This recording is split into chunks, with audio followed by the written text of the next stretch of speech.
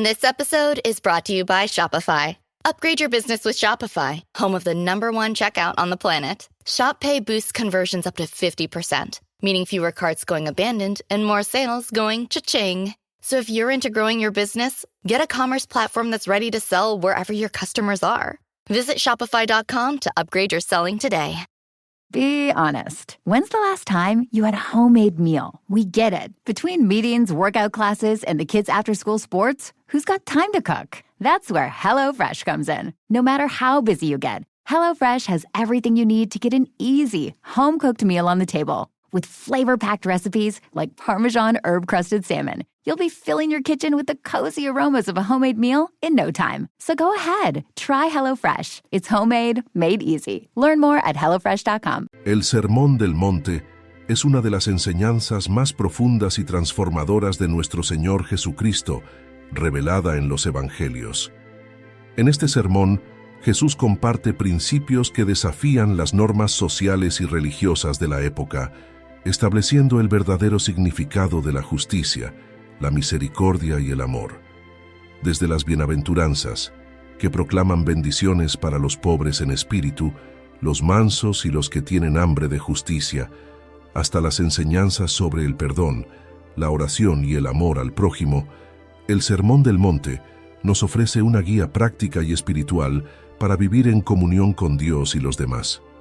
En este video, exploraremos los temas centrales de esta enseñanza, cómo se aplica en nuestra vida diaria y lo que nos enseña sobre el carácter del reino de Dios.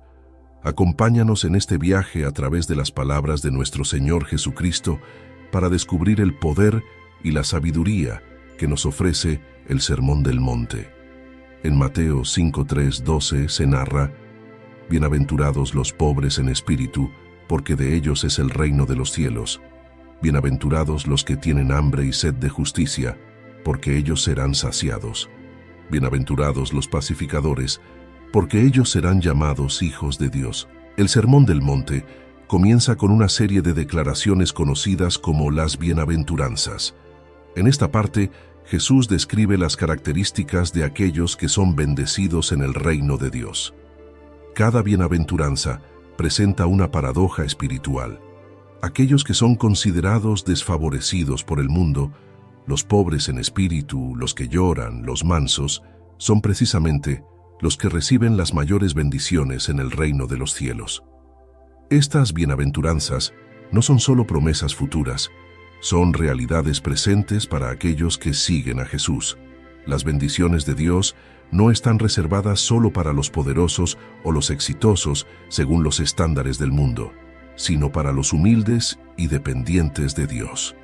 Las bienaventuranzas reflejan un contraste radical con la cultura de la época y también con la nuestra, que valora el poder, la riqueza y la autosuficiencia.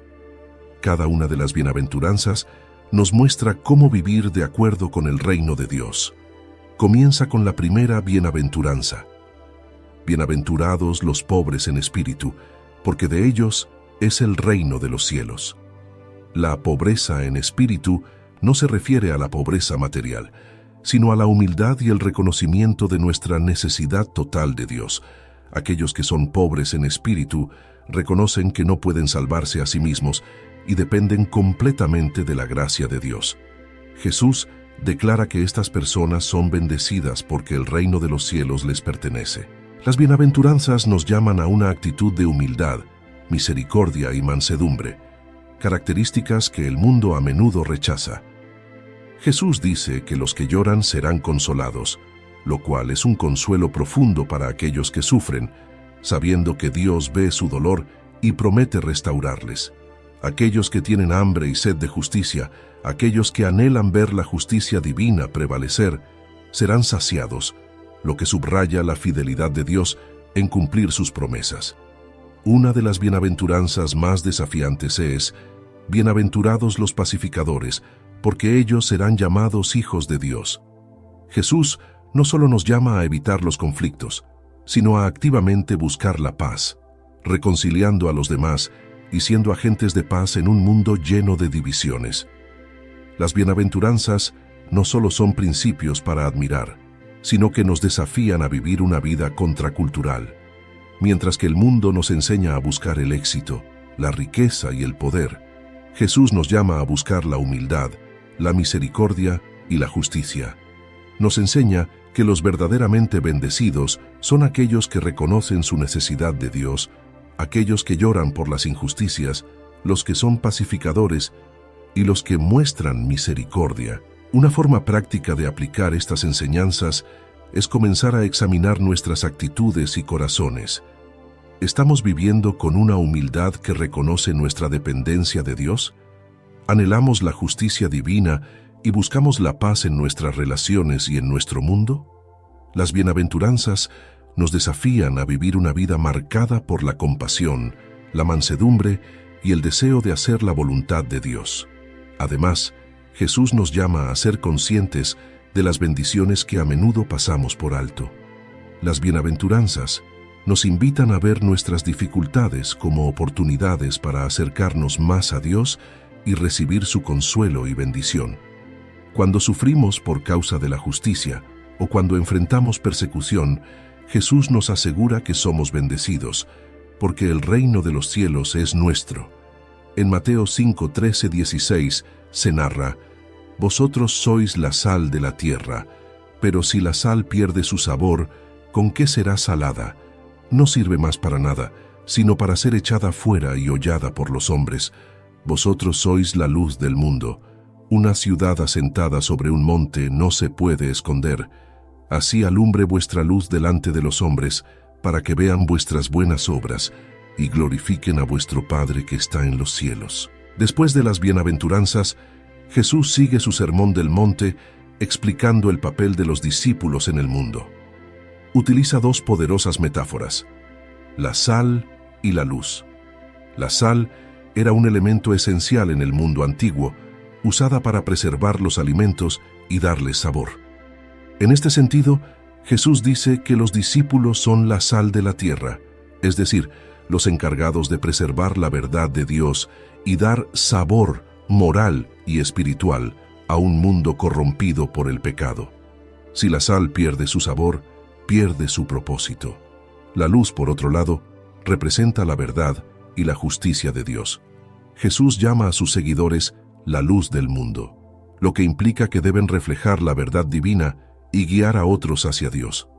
Esta luz no puede ocultarse, como una ciudad en lo alto de una colina, y debe brillar para que otros vean las buenas obras de los creyentes y glorifiquen a Dios. Ser la sal de la tierra es un llamado a ser una influencia positiva y transformadora en la sociedad.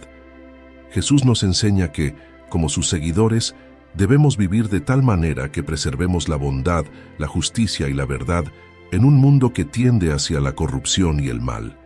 La sal también tiene el propósito de dar sabor, lo que significa que nuestras vidas, acciones y palabras deben reflejar la sabiduría y el amor de Dios, atrayendo a otros hacia Él. Cuando perdemos nuestro sabor, cuando nuestras vidas dejan de ser un reflejo de los valores del reino de Dios, perdemos nuestra capacidad de influir y testificar eficazmente. Still getting around to that fix on your car? You got this. On eBay, you'll find millions of parts, guaranteed to fit. Doesn't matter if it's a major engine repair or your first time swapping your windshield wipers. eBay has that part you need, ready to click perfectly into place for changes big and small.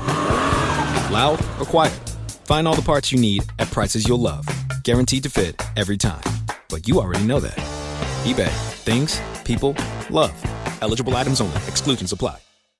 Por otro lado, ser la luz del mundo es un llamado a vivir de una manera que otros puedan ver a Dios a través de nosotros.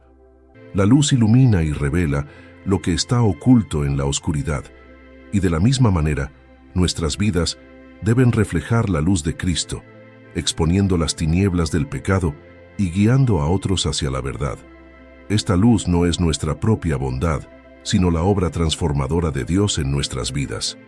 Jesús nos enseña que esta luz debe ser visible, no escondida, para que el mundo vea nuestras buenas obras y glorifique a Dios. Las buenas obras que realizamos no deben ser para nuestra propia gloria, sino para la gloria de Dios.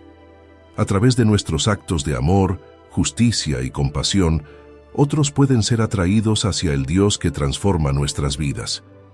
Jesús nos invita a que nuestras acciones diarias reflejen el carácter de Dios, mostrándole al mundo quién es Él. La metáfora de la sal y la luz tiene implicaciones profundas para nuestras vidas como cristianos.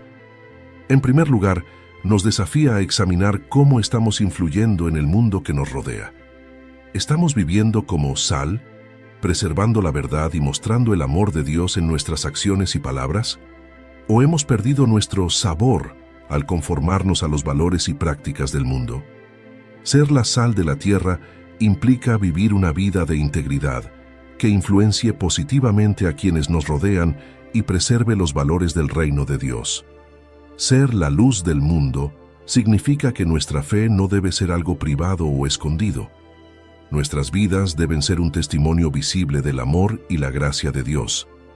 Las personas deberían poder ver en nuestras acciones una luz que ilumina el camino hacia la verdad.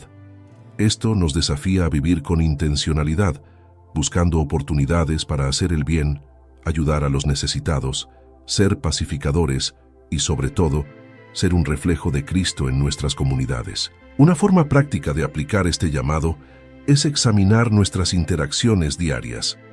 ¿Estamos siendo sal y luz en nuestros lugares de trabajo, en nuestras familias y en nuestras comunidades? A veces, ser sal y luz puede requerir que tomemos decisiones difíciles para mantenernos firmes en la verdad y la justicia, incluso cuando sea impopular o inconveniente. También implica mostrar compasión y gracia, como Jesús lo hizo, a aquellos que nos rodean, para que nuestras vidas atraigan a otros hacia Dios. Además, debemos recordar que nuestras buenas obras no son para nuestra propia gloria. Jesús nos advierte que nuestro propósito no es recibir elogios o admiración, sino que, a través de nuestras acciones, otros puedan ver a Dios y glorificarlo. Esta enseñanza nos invita a vivir con humildad, sirviendo a los demás con un corazón puro, sabiendo que nuestro mayor objetivo es reflejar la luz de Cristo en un mundo necesitado. En Mateo 5, 17, 20 se narra: «No penséis que he venido para abrogar la ley o los profetas. No he venido para abrogar, sino para cumplir. Porque de cierto os digo que hasta que pasen el cielo y la tierra, ni una jota ni una tilde pasará de la ley, hasta que todo se haya cumplido. De manera que cualquiera que quebrante uno de estos mandamientos muy pequeños, y así enseñe a los hombres, muy pequeño será llamado en el reino de los cielos. Mas cualquiera que los haga y los enseñe, éste será llamado grande en el reino de los cielos. Porque os digo que si vuestra justicia no fuere mayor que la de los escribas y fariseos, no entraréis en el reino de los cielos». En esta sección del Sermón del Monte, Jesús aclara uno de los malentendidos más comunes de su tiempo: su relación con la ley de Moisés. Algunos podrían haber asumido que Jesús vino a reemplazar la ley y los profetas con nuevas enseñanzas radicales, pero aquí él deja claro que no ha venido a anular la ley, sino a cumplirla. El propósito de la ley era revelar el carácter de Dios y la forma en que su pueblo debía vivir. Y Jesús, como el cumplimiento perfecto de la ley, no contradice su propósito, sino que lo lleva a su máxima expresión. Jesús también advierte que la justicia que demanda el reino de Dios no es una justicia superficial, como la que practicaban los escribas y fariseos. Aunque estos líderes religiosos eran conocidos por su estricto cumplimiento de las reglas, Jesús señala que la verdadera justicia debe exceder la mera observancia externa y debe nacer de un corazón transformado por la relación con Dios. Jesús nos enseña aquí algo fundamental. La ley no se trata solo de obedecer normas externas. Él llama a una justicia que vaya más allá de las apariencias, que no se conforme con cumplir las reglas por obligación o para ser visto por los demás, sino que esté motivada por un corazón entregado a Dios. La verdadera justicia del reino se vive desde adentro hacia afuera. No basta con evitar acciones incorrectas. Debemos ser personas cuyas motivaciones y deseos estén alineados con el carácter de Dios. Cuando Jesús dice que no ha venido a abrogar la ley, sino a cumplirla, nos recuerda que todo lo que la ley y los profetas enseñaban apunta a Él. Jesús es el cumplimiento de todas las promesas de la Escritura, y su vida y enseñanza son la expresión máxima de lo que Dios quiere para nosotros. A través de su vida perfecta, su muerte y resurrección, Jesús cumple el propósito de la ley, reconciliarnos con Dios y transformar nuestros corazones. El desafío que Jesús presenta en esta parte del sermón es profundo. Nos llama a que nuestra justicia supere la de los escribas y fariseos, que se enfocaban en cumplir la ley al pie de la letra, pero sin un corazón transformado. Jesús no está buscando simplemente una obediencia legalista, está buscando un cambio de corazón. Quiere que su pueblo lo siga no solo por cumplir normas, sino por amor y devoción genuinos. Esto es lo que hace que la justicia del reino de Dios sea radicalmente diferente. Este pasaje tiene una aplicación poderosa para nuestra vida diaria como cristianos. Primero, nos desafía a reflexionar sobre cómo entendemos nuestra relación con la ley de Dios. A veces, podemos caer en el error de pensar que cumplir con ciertas normas externas es suficiente para vivir una vida cristiana correcta. Sin embargo, Jesús nos llama a una obediencia que va más allá de las reglas externas. Nos invita a una relación íntima con Dios, donde nuestra obediencia fluye de un corazón transformado por su gracia. El cumplimiento de la ley no es solo evitar pecados evidentes o cumplir con requisitos religiosos. Implica vivir una vida que refleja el carácter de Dios, una vida de amor, justicia, misericordia y verdad. En otras palabras, se trata de vivir como ciudadanos del reino de Dios en cada aspecto de nuestras vidas. Este tipo de justicia es mucho más profunda y desafiante que una simple conformidad externa. Nos llama a vivir de una manera que no solo cambia nuestras acciones, sino también nuestras motivaciones más profundas. Otro aspecto importante es que Jesús nos recuerda que la ley sigue siendo relevante. Aunque ya no estamos bajo el antiguo pacto de la ley mosaica, los principios que reflejan el carácter de Dios permanecen. Jesús los cumple y nos llama a vivir de acuerdo con esos principios, no para ganar el favor de Dios, sino porque ya lo hemos recibido por medio de Cristo. La obediencia no es un medio para ser aceptados por Dios, sino una respuesta de gratitud por lo que Él ha hecho por nosotros. Jesús también nos desafía a evaluar nuestra justicia en comparación con los escribas y fariseos. Estos líderes religiosos eran meticulosos en la observancia de las reglas, pero a menudo lo hacían por motivos incorrectos, buscando la aprobación humana en lugar de la aprobación de Dios. Jesús nos llama a buscar una justicia que no esté basada en el orgullo o la autopromoción, sino en un deseo genuino de hacer la voluntad de Dios. Es una justicia que nace de un corazón humilde y dispuesto a obedecer a Dios en todos los aspectos de la vida. En Mateo 5, 21-32 se narra: «Oísteis que fue dicho a los antiguos, no matarás, y cualquiera que mata será culpable de juicio. Pero yo os digo que cualquiera que se enoje contra su hermano será culpable de juicio. Oísteis que fue dicho, no cometerás adulterio, pero yo os digo que cualquiera que mira a una mujer para codiciarla, ya adulteró con ella en su corazón. También fue dicho, cualquiera que repudia a su mujer dele carta de divorcio, pero yo os digo que el que repudia a su mujer, a no ser por causa de fornicación, hace que ella adultere, y el que se casa con la repudiada comete adulterio». En esta sección del Sermón del Monte, Jesús amplía las enseñanzas de la ley mosaica, y lo hace yendo al núcleo de las motivaciones y actitudes del corazón humano. Él no está abrogando la ley, sino profundizando en su significado, revelando que la justicia del reino no solo se enfoca en las acciones externas, sino en el estado del corazón. Jesús aborda 3 áreas clave: la ira, el adulterio y el divorcio, y en cada una de ellas desafía a sus seguidores a vivir con un estándar más alto que el de los escribas y fariseos, quienes se centraban en la observancia externa de la ley. Jesús comienza recordando el mandamiento «no matarás», pero va más allá, al enseñar que el enojo injustificado contra un hermano también es digno de juicio. La ira no controlada, el desprecio y el odio hacia los demás son tan destructivos como el asesinato, ya que pueden llevar a consecuencias devastadoras en las relaciones humanas. Jesús muestra que el problema no es solo la acción de matar, sino la actitud que conduce a ella, el enojo, la amargura y la falta de reconciliación.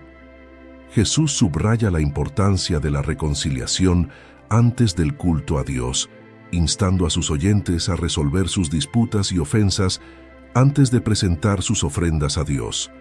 Mateo 5, 23, 24. La justicia en el reino no es simplemente evitar el mal, sino promover la paz y la restauración en nuestras relaciones. Jesús aborda el mandamiento, no cometerás adulterio, pero nuevamente eleva la enseñanza al decir que el adulterio no es solo el acto físico, sino también el deseo lujurioso en el corazón. Mirar a alguien con lujuria ya es un pecado ante Dios, porque el pecado comienza en las intenciones del corazón antes de manifestarse en acciones externas. Jesús utiliza una hipérbole radical cuando dice que si tu ojo o tu mano te hacen caer en pecado, es mejor arrancarlos o cortarlos. Mateo 5, 29, 30. Esto no debe tomarse literalmente, sino que muestra la seriedad con la que debemos tratar el pecado. Debemos tomar medidas drásticas para evitar caer en la tentación, porque el pecado sexual no solo daña a los demás, sino que también corrompe nuestro corazón y nuestra relación con Dios. Finalmente, Jesús aborda el tema del divorcio, recordando que la ley permitía dar carta de divorcio bajo ciertas circunstancias, Deuteronomio 24, 1. Sin embargo, Jesús enfatiza que el divorcio no debe tomarse a la ligera. Él explica que el divorcio solo es permisible en casos de infidelidad y advierte que el divorcio fuera de esta causa puede llevar al adulterio. Jesús, al hablar de este tema, señala que el plan original de Dios es que el matrimonio sea una unión sagrada e indisoluble. Aunque la ley de Moisés permitía el divorcio debido a la dureza del corazón humano, Mateo 19:8, Jesús eleva el estándar, recordando que el matrimonio debe reflejar la fidelidad y el compromiso de Dios hacia su pueblo. Esta parte del sermón es crucial para entender la profundidad del llamado de Jesús a la justicia del reino. Nos muestra que Dios no solo se preocupa por nuestras acciones externas, sino también por el estado de nuestro corazón.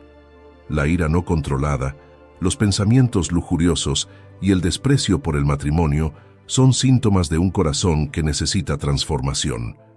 La enseñanza de Jesús sobre la ira nos llama a ser personas de paz, buscando la reconciliación y la restauración en nuestras relaciones. Como cristianos, estamos llamados a evitar la hostilidad y a trabajar activamente por la paz y la armonía en nuestras relaciones con los demás. En cuanto al adulterio, Jesús nos llama a la pureza no solo en nuestras acciones, sino también en nuestros pensamientos. Debemos ser vigilantes en nuestros deseos y pensamientos, tomando medidas para evitar caer en la tentación.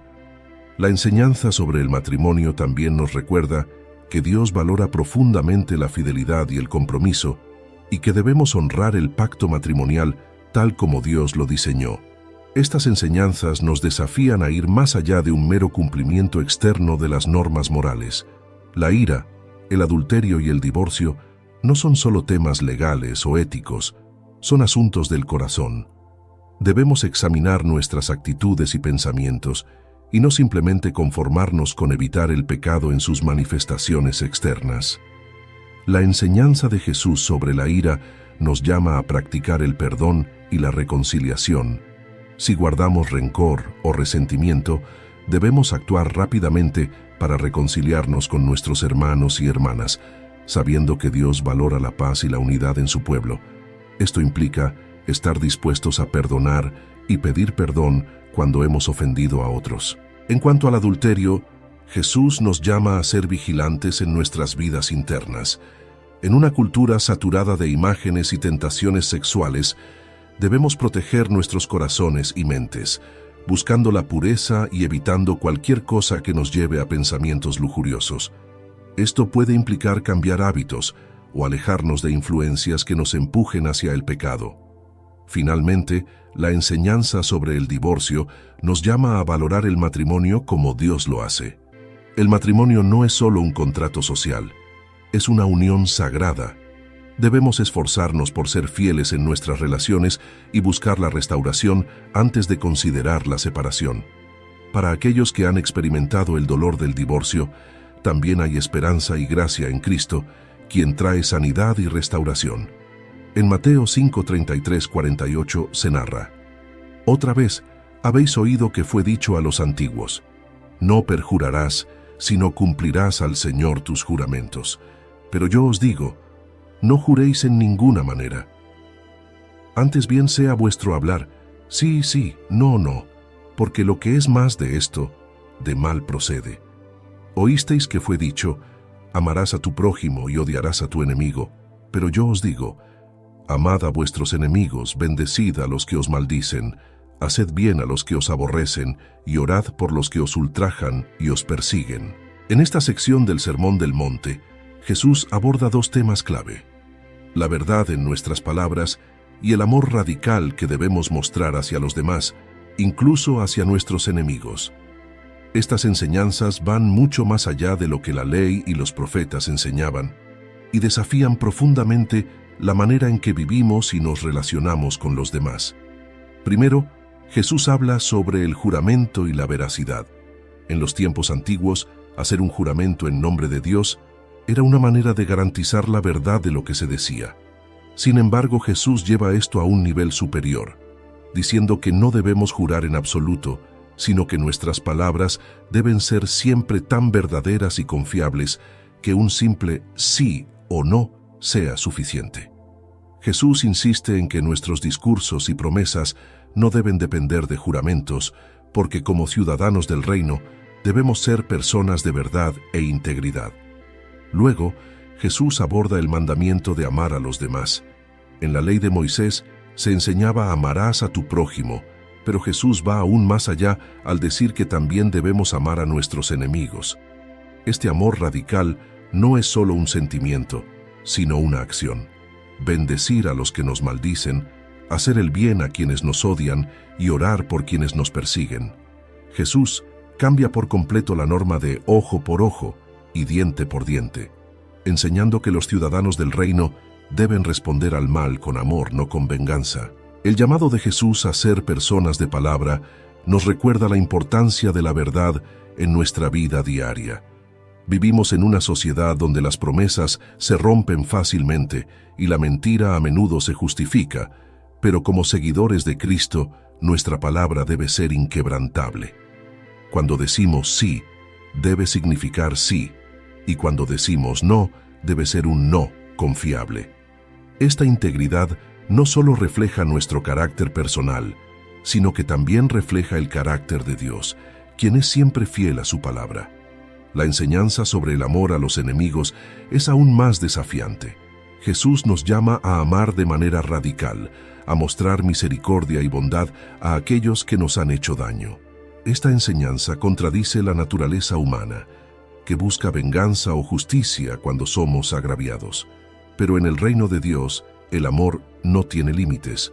El amor a los enemigos no solo refleja el amor de Dios hacia nosotros, sino que también es un testimonio poderoso para el mundo de la diferencia que Cristo hace en nuestras vidas. Amar a los enemigos no significa que aprobamos su comportamiento, sino que estamos llamados a desear su bien y orar por ellos. Jesús nos enseña a ser como nuestro Padre Celestial, quien hace que el sol salga sobre justos e injustos, Mateo 5:45. De la misma manera, debemos mostrar amor incondicional a todos, sin importar cómo nos traten. Estas enseñanzas de Jesús son extremadamente prácticas para nuestra vida cotidiana. La integridad en nuestras palabras es algo que podemos aplicar en todas nuestras relaciones y compromisos. En lugar de depender de promesas exageradas o juramentos, debemos ser personas cuyo carácter y palabras sean confiables. La verdad debe guiar todo lo que decimos, ya sea en el trabajo, en nuestra familia o en nuestras interacciones sociales. Como cristianos, somos llamados a reflejar la verdad y la fidelidad de Dios, y esto comienza con la manera en que hablamos y cumplimos nuestras promesas. En cuanto al amor hacia los enemigos, este es un desafío continuo. En nuestra vida diaria, enfrentamos situaciones en las que otras personas nos lastiman, nos traicionan o nos tratan injustamente. La respuesta natural es devolver el mal o guardar rencor. Pero Jesús nos llama a un estándar mucho más alto. Amar a nuestros enemigos implica orar por ellos, buscar su bienestar y ser misericordiosos, incluso cuando no lo merecen. Este tipo de amor radical solo es posible a través del poder del Espíritu Santo, quien nos capacita para amar como Jesús nos amó. Un aspecto práctico de esta enseñanza es que debemos cultivar una actitud de perdón continuo. Amar a los enemigos no significa permitir abusos o injusticias, pero sí significa que elegimos no albergar odio en nuestro corazón. Debemos ser personas que promuevan la paz y la reconciliación, mostrando el mismo amor que Dios nos ha mostrado, a pesar de nuestras fallas. Jesús nos llama a un amor que transforma no solo nuestras vidas, sino también las de aquellos que nos rodean. Al amar a nuestros enemigos, demostramos la radicalidad del Evangelio y reflejamos el corazón de Dios hacia un mundo que necesita desesperadamente ver su amor. Este amor es desinteresado, misericordioso y busca el bien de los demás, incluso cuando eso significa poner a un lado nuestros propios derechos. En Mateo 6:1-18 se narra: «Guardaos de hacer vuestra justicia delante de los hombres, para ser vistos de ellos. De otra manera, no tendréis recompensa de vuestro Padre que está en los cielos. Y cuando ores, no seas como los hipócritas, porque ellos aman el orar en pie en las sinagogas y en las esquinas de las calles, para ser vistos de los hombres. Mas tú, cuando ores, entra en tu aposento, y cerrada la puerta, ora a tu Padre que está en secreto». En esta sección del Sermón del Monte, Jesús aborda 3 prácticas espirituales fundamentales: la limosna, la oración y el ayuno. Estas eran prácticas comunes en la vida religiosa judía y se consideraban actos de justicia y devoción a Dios. Sin embargo, Jesús advierte contra el peligro de hacer estas prácticas de manera hipócrita, es decir, para ser vistos y elogiados por los demás, en lugar de hacerlo con sinceridad y devoción a Dios.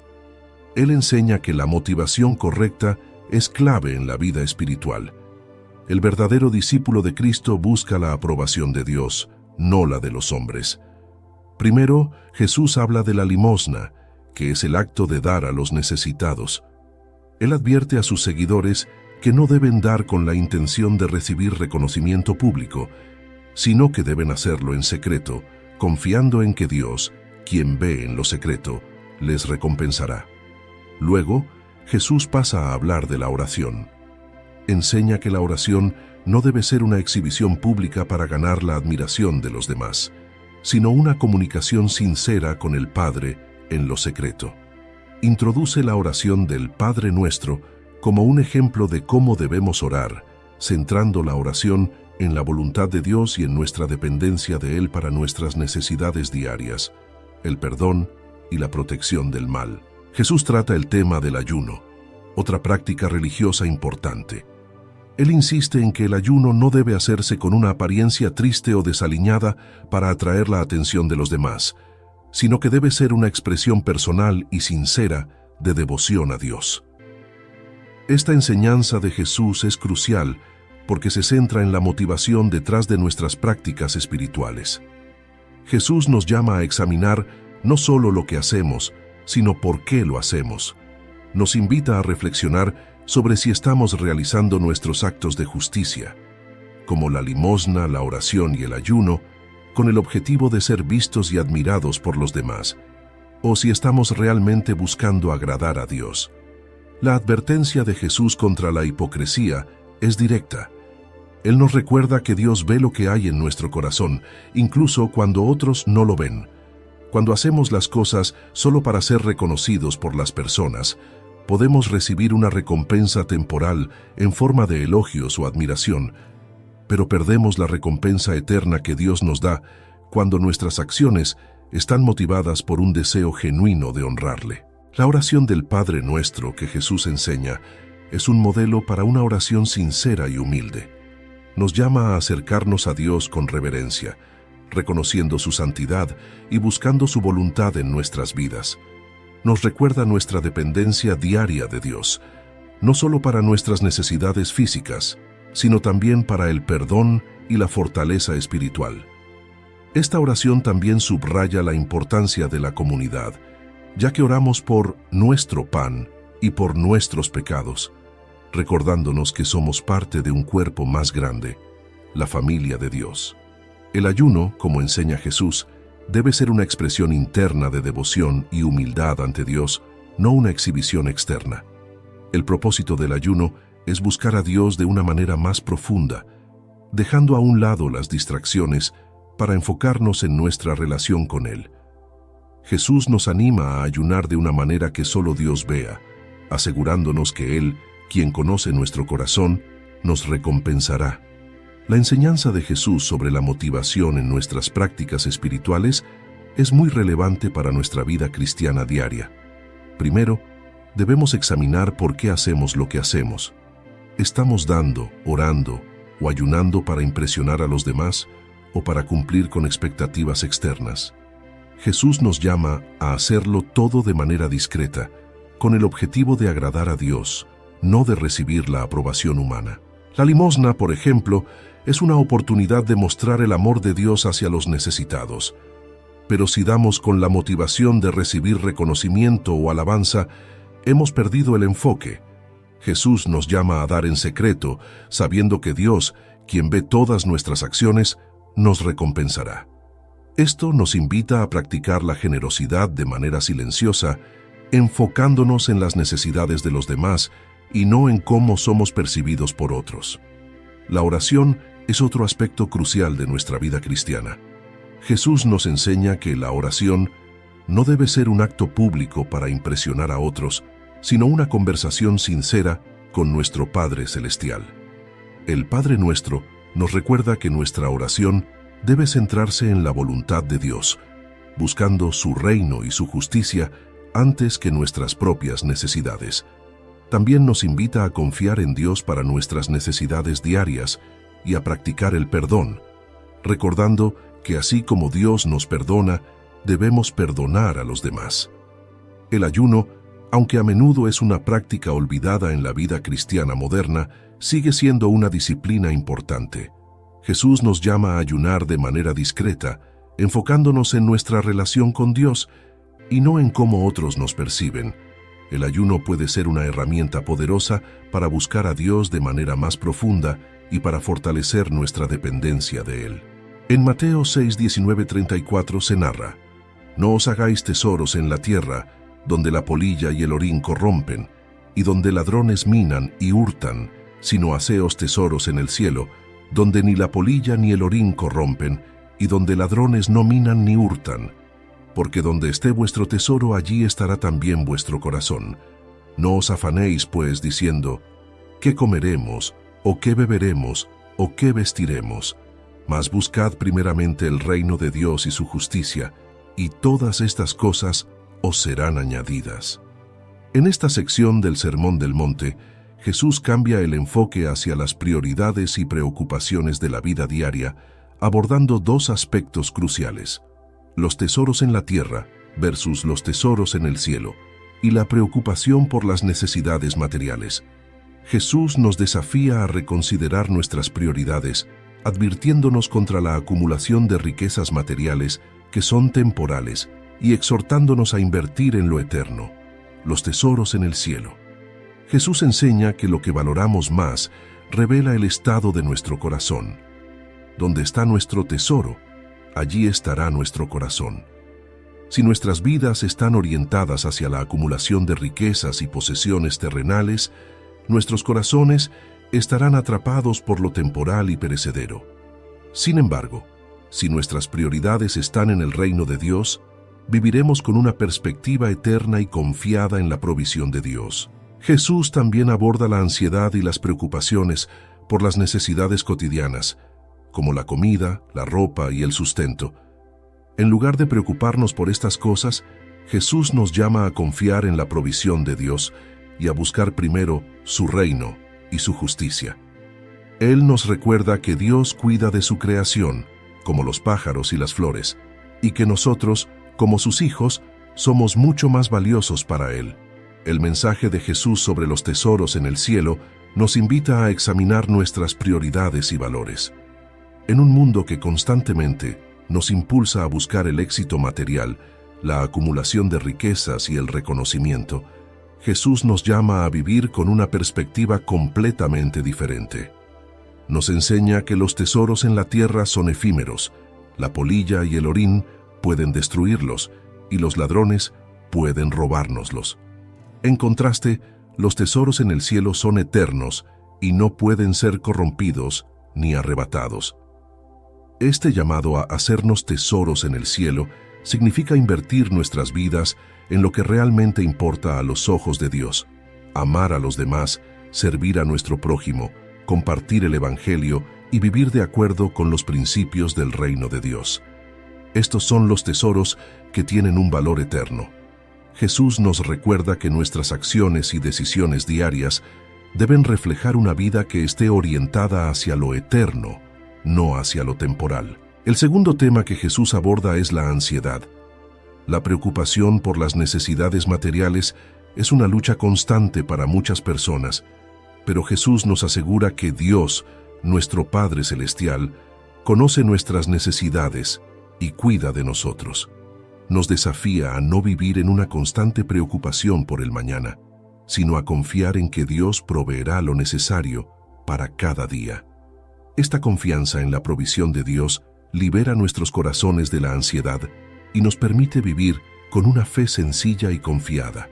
Jesús nos llama a buscar primeramente el reino de Dios y su justicia, lo cual significa poner a Dios en el centro de nuestras vidas, priorizando su voluntad y propósito sobre todas las demás cosas. Cuando lo hacemos, Jesús promete que todas las demás necesidades serán suplidas por Dios. Este es un recordatorio poderoso de que nuestra paz y seguridad no se encuentran en nuestras posesiones materiales, sino en la fidelidad de Dios. En la vida diaria, esta enseñanza de Jesús es tremendamente relevante. Vivimos en un mundo donde las posesiones materiales y el éxito financiero son a menudo los principales objetivos. Jesús nos desafía a reconsiderar estas prioridades y a centrarnos en lo que realmente importa. Invertir en tesoros en el cielo significa tomar decisiones que reflejen los valores del reino de Dios. Amar, servir, dar generosamente y vivir de manera que honremos a Dios y ayudemos a los demás. Este enfoque también afecta cómo vemos las posesiones materiales. Jesús no condena el hecho de tener bienes materiales, pero sí nos advierte contra la tendencia a hacer de ellos nuestro tesoro. Las cosas materiales deben ser vistas como recursos que Dios nos da para administrar, no como nuestro objetivo final. Al vivir con esta mentalidad, podemos ser generosos y vivir de una manera que glorifique a Dios en todo lo que tenemos. La enseñanza sobre la ansiedad también tiene una aplicación práctica poderosa. En lugar de preocuparnos por lo que necesitamos mañana, Jesús nos llama a vivir con confianza en la provisión diaria de Dios. Esto no significa que no planifiquemos ni trabajemos, sino que, en medio de nuestras responsabilidades, confiamos en que Dios nos cuida y nos provee. La ansiedad nos desvía de la confianza en Dios y nos hace centrar nuestra atención en nuestras propias capacidades o en nuestras circunstancias. Pero Jesús nos invita a vivir en paz, sabiendo que Dios está en control. Buscar primeramente el reino de Dios es un llamado a reordenar nuestras vidas para que el propósito de Dios esté en el centro. Cuando nuestras prioridades están alineadas con el reino, nuestras decisiones, relaciones y actividades diarias se transforman. Esto incluye nuestras finanzas, nuestras metas y cómo manejamos las preocupaciones y desafíos de la vida. Buscar el reino de Dios es una invitación a vivir de acuerdo con los principios de justicia, amor y paz, confiando en que Dios cuidará de todas nuestras necesidades. En Mateo 7:1-12 se narra: «No juzguéis, para que no seáis juzgados, porque con el juicio con que juzgáis, seréis juzgados, y con la medida con que medís, os será medido. Y todo lo que queráis que los hombres hagan con vosotros, así también haced vosotros con ellos, porque esto es la ley y los profetas. En esta parte final del Sermón del Monte, Jesús nos enseña sobre la actitud que debemos tener hacia los demás en cuanto a juicio y cómo debemos tratar a los demás en nuestras interacciones diarias. Aquí Jesús expone una de las enseñanzas más malentendidas: no juzguéis para que no seáis juzgados. Este versículo no significa que no debemos discernir entre lo correcto y lo incorrecto, sino que Jesús nos advierte contra un juicio crítico y condenatorio, especialmente cuando somos hipócritas al hacerlo. Jesús utiliza la metáfora de la paja y la viga para ilustrar la hipocresía en el juicio. Nos invita a reflexionar primero sobre nuestras propias fallas antes de señalar los errores en los demás. Este tipo de juicio no se trata de evitar la verdad, sino de acercarse a los demás con humildad y compasión, reconociendo nuestras propias limitaciones. Luego, Jesús introduce la famosa regla de oro, que resume las enseñanzas de la ley y los profetas. Todo lo que queráis que los hombres hagan con vosotros, haced vosotros con ellos. Esta declaración transforma radicalmente las relaciones humanas, llamándonos a tratar a los demás con el mismo amor y respeto que deseamos recibir. La enseñanza de Jesús sobre el juicio nos llama a ser cuidadosos y humildes cuando tratamos con los demás. A menudo es fácil criticar o juzgar a otros sin examinar nuestras propias fallas. Jesús nos advierte que seremos juzgados con la misma medida que utilizamos para los demás, lo que significa que debemos ser misericordiosos, justos y compasivos. Esta enseñanza nos invita a la autoconciencia y a la humildad, recordándonos que todos necesitamos la gracia de Dios. La metáfora de la paja y la viga es un recordatorio poderoso de nuestra tendencia a ver los errores de los demás más fácilmente que los nuestros. Jesús no está diciendo que ignoremos el pecado o el mal comportamiento, sino que nos acerquemos con humildad, reconociendo nuestras propias debilidades antes de corregir a otros. Nos llama a ser constructivos en lugar de críticos y a ayudar a los demás desde un lugar de amor y comprensión. La regla de oro es uno de los principios más profundos del Sermón del Monte. Jesús resume toda la ley y los profetas en esta declaración: trata a los demás como te gustaría ser tratado. Este principio no es simplemente evitar hacer el mal a los demás, sino activamente hacer el bien. Nos desafía a poner en práctica el amor y la compasión en nuestras interacciones diarias, buscando siempre el bienestar de los demás como si fuera el nuestro. La advertencia de Jesús sobre el juicio nos llama a revisar nuestras actitudes hacia los demás. ¿Somos rápidos para criticar y condenar? ¿Nos tomamos el tiempo para examinar nuestras propias vidas antes de señalar los errores de los demás? En lugar de actuar con un espíritu crítico, Jesús nos llama a acercarnos con compasión y humildad. Cuando necesitamos corregir a alguien, debemos hacerlo desde un lugar de amor, no de superioridad. En la práctica, esto significa que debemos ser conscientes de nuestras palabras y acciones cuando tratamos con los demás. ¿Estamos siendo justos y misericordiosos? ¿Estamos dispuestos a ofrecer perdón y comprensión en lugar de juicio severo? La misericordia que mostramos a los demás refleja la misericordia que deseamos recibir de Dios. La regla de oro es una enseñanza transformadora en nuestra vida diaria. Nos desafía a pensar activamente en cómo podemos bendecir a los demás y hacerles el bien. Esto puede aplicarse en nuestras relaciones personales, en el trabajo, en nuestra comunidad e incluso en cómo interactuamos con desconocidos. Si deseamos que otros nos traten con respeto, amabilidad y compasión, debemos ser los primeros en demostrar esos valores en nuestras propias vidas. Aplicar la regla de oro no es fácil, especialmente en situaciones de conflicto o malentendidos. Pero Jesús nos llama a ir más allá de nuestras reacciones naturales y a ser agentes de amor y paz en el mundo. Esto implica poner en práctica la empatía, poniéndonos en el lugar de los demás y preguntándonos cómo nos gustaría ser tratados en su situación. La enseñanza sobre el juicio y la regla de oro también nos recuerda que nuestras relaciones humanas son reflejo de nuestra relación con Dios. Si buscamos recibir misericordia, comprensión y gracia de Dios, debemos estar dispuestos a ofrecer lo mismo a los demás. Al vivir de acuerdo con estos principios, reflejamos el carácter de Dios en nuestras vidas y testificamos del amor transformador de Cristo. Jesús nos llama a una vida de humildad, compasión y amor en nuestras relaciones con los demás. Nos advierte contra el juicio crítico y condenatorio y nos invita a examinar nuestras propias vidas antes de criticar a los demás. Al hacerlo, evitamos la hipocresía y reflejamos la gracia de Dios que todos necesitamos. La regla de oro nos desafía a vivir una vida de amor activo, buscando hacer el bien a los demás de la misma manera que deseamos ser tratados.